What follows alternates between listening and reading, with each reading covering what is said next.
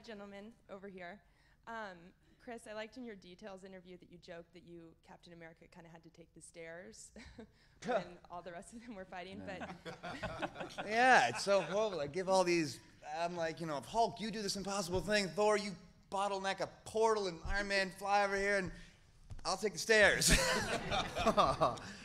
Yeah. I'm wondering if all of you had to swap any character for the next film, who would it be and why? Ooh, man. See, I want to say Iron Man because I loved those movies, but I can't, who can do it better? You know what I mean? You can't, the shoes would be too big to fill. Sam? I want to be Scarlett. Yeah, I just want to be that cute for like 15 minutes. For Mr. Feige, down here. Oh, sorry. How long actually have you been trying to make an Avengers film, and what sorts of things did you have to do in the build-up with the other movies to make sure that it all dovetailed into this? Well, one answer is my whole life, just because I've been a nerd my whole life and wanted to see this movie made for my whole life.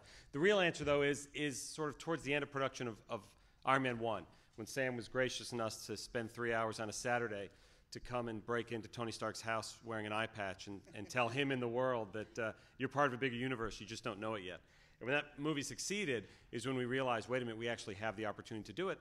And the only challenge was to try to make all the movies live on their own, even if we weren't leading towards an Avengers movie, because that if they're all just interconnected puzzle pieces, that's not as fun. They need to be movies beginning to end. So I would say that was the biggest challenge. Hi, my question's for Mark. I'm up to your right, Mark. You're the first one on the table to be here for the first time. Everybody else has suited up before. I'm wondering if you can talk about the challenges of integrating into this world, coming into it fresh.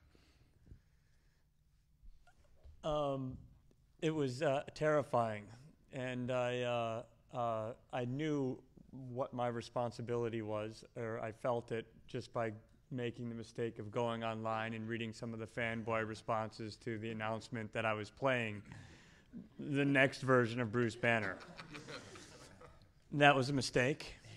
I will never do that again. But I've never had a role be more scrutinized and criticized even before I shot a single frame.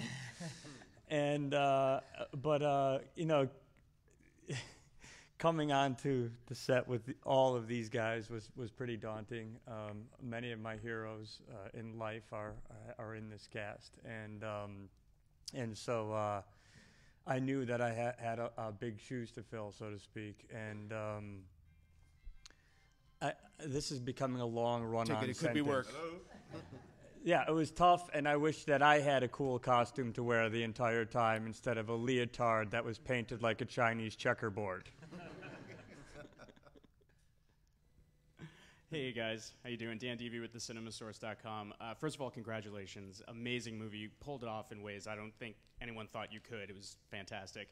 But for Chris and Chris, you guys get to play the kind of fish out of water people amongst the group. Can you talk about playing that, how much fun that was? And specifically, Chris Evans, for you, we're used to seeing you as kind of the jokester, the smart ass.